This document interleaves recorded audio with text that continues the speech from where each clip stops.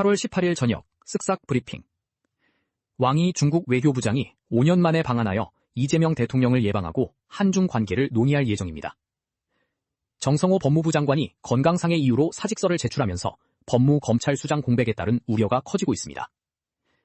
대만 정부가 AI와 반도체 호황으로 얻은 결실을 나누기 위해 전 국민에게 약 44만 원의 배당금을 지급합니다. 국내 매독 환자가 최근 수년 사이 7배 가까이 폭증하며 보건당국이 주의를 당부했습니다. 정성호 법무부 장관 사직서 제출. 정성호 법무부 장관이 건강상의 이유와 검찰개혁 입법 마무리 등을 사유로 청와대에 사직서를 제출했습니다. 청와대는 후속 인사조치가 이뤄질 때까지 역할을 다해달라고 당부했으나 민주당 일각에서는 검찰개혁에 도움이 되지 않는다며 반대하고 있습니다. 사표가 수리될 경우 법무부와 검찰 모두 대행체제로 전환되어 제도 개편의 혼선이 우려됩니다. 왕이 중국 외교부장 5년 만에 방한. 왕이 중국 외교부장이 오는 19일부터 20일까지 1박 2일 일정으로 한국을 공식 방문합니다. 왕 부장은 조현 외교부 장관과 회담을 갖고 이재명 대통령을 예방하여 한중 관계와 한반도 정세를 논의할 예정입니다. 정부는 이번 방한을 계기로 한반도 평화 공존을 위한 중국의 건설적인 역할을 요청할 계획입니다. 동포청 간부의 사적 알림톡 발송 논란. 재외동포청의 한 간부가 채용 안내 등을 위해 사용하는 업무용 알림톡 시스템으로 사적인 퇴임 인사를 발송해 논란이 되고 있습니다. 해당 간부는 국회와 정부 부처 관계자 등 215명에게 수신 동의 없이 메시지를 보낸 것으로 확인되었습니다. 재외동포청은 이번 사안을 무겁게 받아들이며 발송 권한 기준 강화 등 재발 방지 대책을 마련하겠다고 밝혔습니다. 외교부 특혜 채용 취소 자리 충원. 심우정 전 검찰총장 자녀의 특혜 채용 의혹으로 채용이 취소되었던 외교부 공무직 자리에 새로운 합격자가 최종 선발됐습니다. 외교부는 피해자 구제 차원에서 당시 지원자들을 대상으로 재평가를 진행해 최종 합격자를 공고했습니다. 합격자는 신원조회를 거쳐 다음 달 채용될 예정이며 관련 제도 개선도 추진되고 있습니다. 증권업계의 상생금융 방안 모색. 상반기 역대급 실적을 거둔 증권업계가 청년층 자산 형성 지원과 벤처기업 모험자본 공급 등 상생금융 방안을 논의하고 있습니다. 금융투자협회를 중심으로 사회적 책임을 다하기 위한 공동 방안을 마련 중입니다. 다만 업계에서는 실적 변동성을 고려해 지속가능한 사회기여 체계를 구축하는 것이 중요하다고 지적합니다. 서학개미의 SK하이닉스 ADR 매수 열풍. 국내 투자자들이 지난달 미국 증시에서 SK하이닉스 ADR을 8억 4천만 달러어치 순매수하며 이례적인 투자 열풍을 보였습니다. 외신은 한국에서 직접 살 수 있는 주식 대신 비싼 미국 ADR을 매수하는 현상을 두고 시장 거품의 징후라고 우려했습니다. 전문가들은 AI 관련 레버리지 상품에 대한 집중 투자가 시장 변동성을 키울 수 있다고 경고합니다. 하면지의 오뚜기 미국 법인 근무. 뮤지컬 배우로 활동하던 오뚜기 3세 하면지 씨가 배우 활동을 정리하고 미국 법인 오뚜기 아메리카에서 근무 중인 것으로 밝혀졌습니다. 함 씨는 현지 마케팅과 사업 실무를 담당하고 있으며 오빠인 함윤식 부장도 마케팅실에서 함께 일하고 있습니다.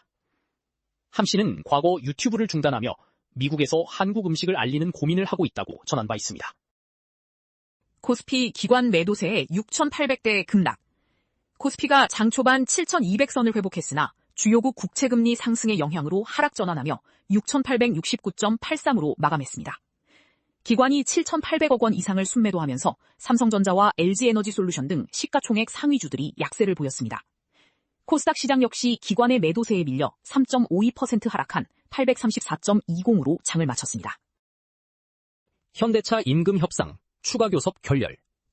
현대자동차 노사가 41일 만에 재개한 임금 협상 본교섭이 결국 합의점을 찾지 못하고 결렬됐습니다.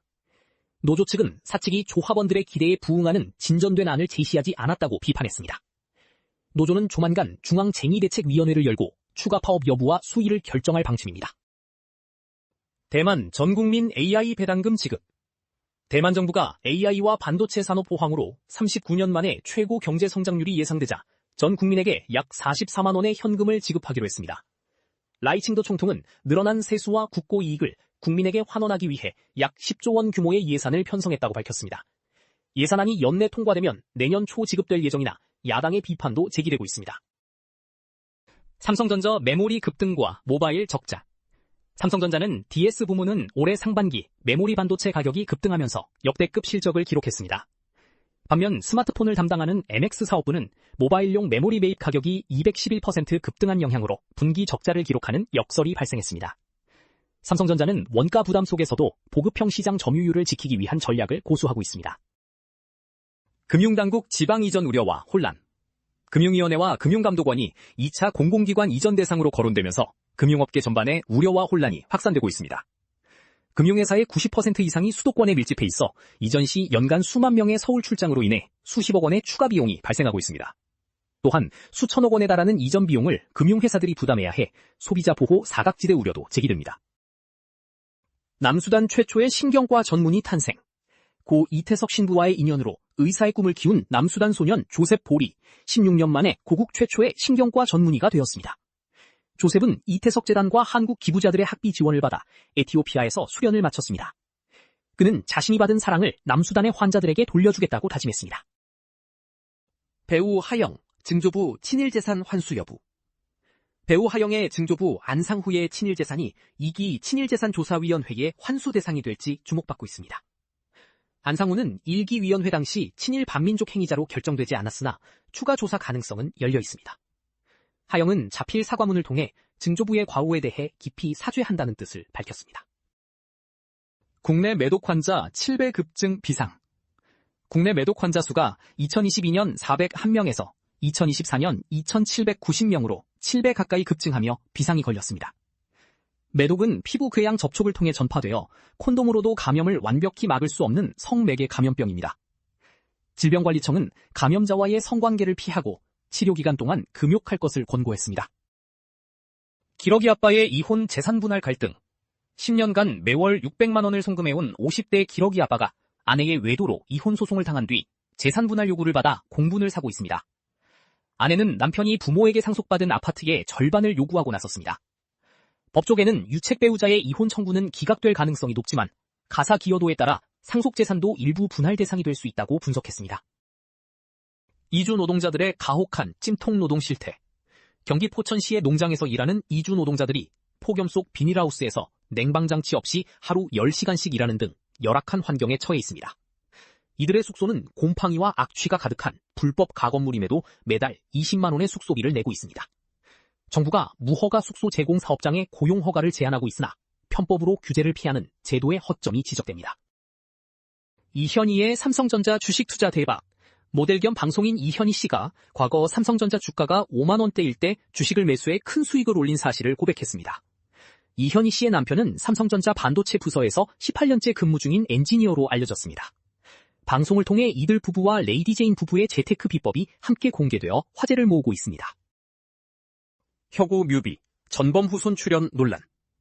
밴드 혁오의 신곡 뮤직비디오에 일본 배우 안도 사쿠라가 출연하면서 역사적 논란이 일고 있습니다.